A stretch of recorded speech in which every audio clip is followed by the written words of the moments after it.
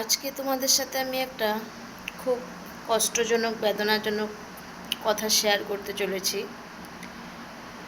সেই কথাগুলোতে যদি কারো কষ্ট লেগে থাকে, দুঃখ লেগে থাকে, তাহলে আমি আগেই তোমাদের থেকে ক্ষমা মার্জনা করে নিচ্ছি।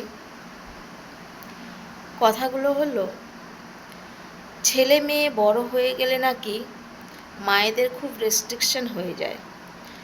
মায়েরা নিজের ইচ্ছা মতো কিছু করতে পারে না। প্রত্যেকটা ছেলে মেয়ের মুখেই প্রায় প্রায় ঘরের ছেলে মেয়েদের মুখেই, আমি সকলকে বলছি না, প্রায় ঘরের ছেলে মেয়েদের মুখে একই কথা, তুমি এই করতে পারবে না, তুমি সেই করতে পারবে না, তোমাকে এটা শোভা পায় না। তো তোমরা তো বলে যাচ্ছ তোমাদের মনের কথা, তাহলে এই যে দুনিয়াতে এত বৃদ্ধাশ্রম কেন, এত মায়ের একাকিত্ব কেন? তোমরা যখন ছোট ছিলে তখন কি কোনো মা তোমাদেরকে ছেড়ে কোথাও গেছে? তোমাদেরকে একা ফেলে কোথাও গিয়েছে? কোথাও কিছু করেছে? যখনই কিছু করতে চায়, যখনই কিছু বলতে চায়, সমস্ত কিছু তোমাদেরকে কোলে আগলে রেখে করেছে। যেখানে গিয়েছে তোমরা যতটাই ওয়েট হতে, একটা মা কিন্তু সেই ওয়েটটাকে বহন করে নিয়ে রাস্তায় চলেছে। সেই দিনগুলোকে তোমরা ভুলে গেলে এত তাড়াতাড়ি, এত তাড়াতাড়ি ভুলতে পারলে? তো যাই হোক, যদি তোমরা তোমাদের মায়েদের ক্ষেত্রে এই রেস্ট্রিকশনটা দিয়ে থাকো যে ছেলেরা বড় হয়ে গেলে নাকি মা সোশ্যাল মিডিয়ায় কাজ করতে পারবে না, মা সোশ্যাল মিডিয়ায় চালাতে পারবে না, মা নিজের ইচ্ছা মতো একটা ফটো পোস্ট করতে পারবে না, মা নিজের ইচ্ছা মতো একটা ভিডিও বানাতে পারবে না, এই যে সাধারণ ব্যাপার আমি বলছি, আমি একটু নেচে ভিডিও বানাই, তো আমি এটা তো একটা প্রফেশনাল কাজ করছি, আমি তো শখে করছি না, বা রাস্তায় আমি নাচনেওয়ালি হওয়ার জন্য করছি না, জাস্ট আমি এটা একটা প্রফেশনালভাবে কাজ করে যাচ্ছি। তাতে যদি 2 পয়সা রোজগার হয়, তাতে কি কোনো ক্ষতি? আমি কি কোনো বারে গিয়ে ডান্স করছি, কোনো হোটেলে গিয়ে ডান্স করছি, ওইভাবে টাকা ইনকাম করছি? কেন তাহলে এই রকম মানসিকতা নিয়ে তোমরা চলছো?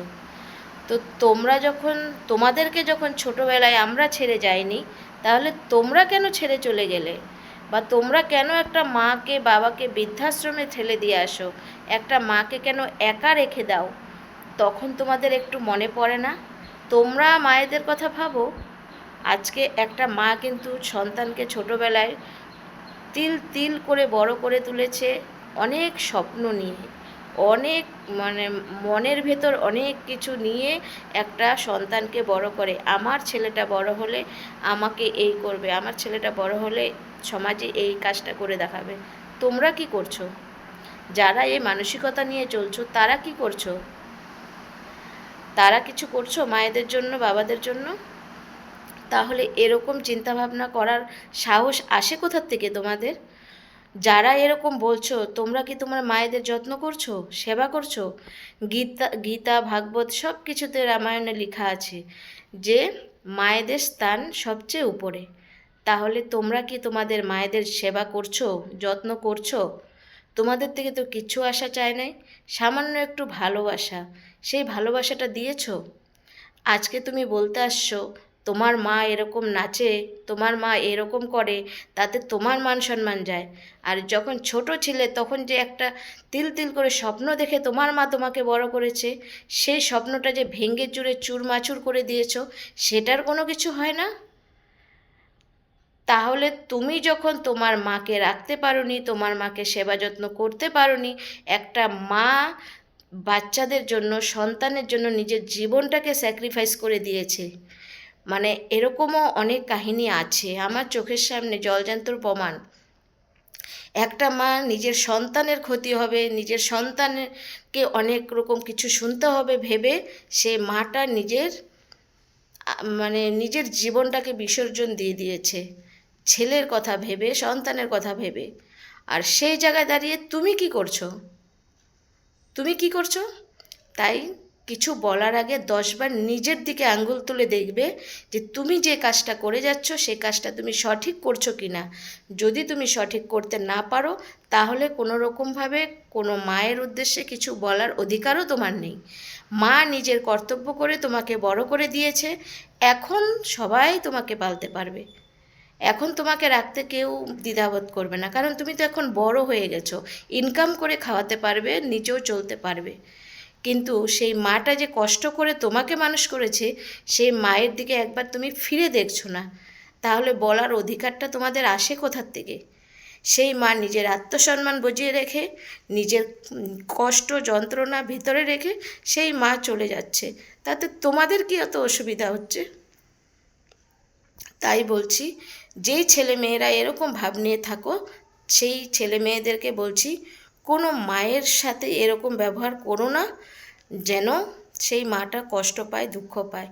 সেই কোনো মা হয়তো কোনো সন্তানকে অভিশাপ দেয় না, কিন্তু সেই যে চোখের জল ফেলে না, সেই চোখের জলগুলো কিন্তু তোমাদের জন্য ভালো না। তার জন্য তোমরা কোনো মাকে কোনো কিছু বলার আগে 10বার ভাববে।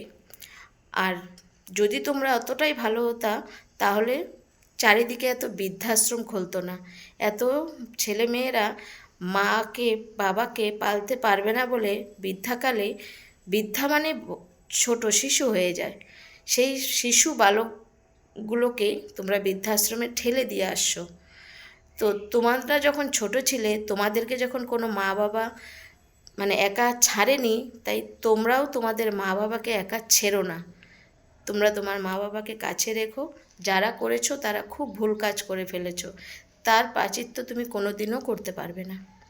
তো যদি কোনো ছেলে মেয়ের জন্য এই কথাগুলো ভালো না লেগে থাকে বা দুঃখ পেয়ে থাকো, তাহলে আমি আবারও ক্ষমা মার্জনা করে নিচ্ছি, ক্ষমা করে দিও আমাকে। আমার মানে মনে হলো কথাগুলো তোমাদের সাথে শেয়ার করা, তাই আমি করলাম। আমার যেটা ভালো লাগে আমি সেটা করি, তাতে আমাকে কেউ কিছু বলার নেই, কারণ আমি নিজেরটা নিজে বজিয়ে রেখে, নিজের মান সম্মান বজিয়ে রেখে আমি চলছি। তোমরা যদি ভাবো তাতে আমার কোনো যায় আসে না। কিছু লোক আছো যে অনেক খারাপ মন্তব্য করো, তাতে আমার কোনো যায় আসে না। তোমরা যত খারাপ মন্তব্য করবে আমি ততটা উপরে উঠতে থাকবো, কারণ কি বলো তো, আমার সাথে কেউ থাকুক না থাকুক আমার গুরুদেব আছে। তো জয় গুরু সবাইকে।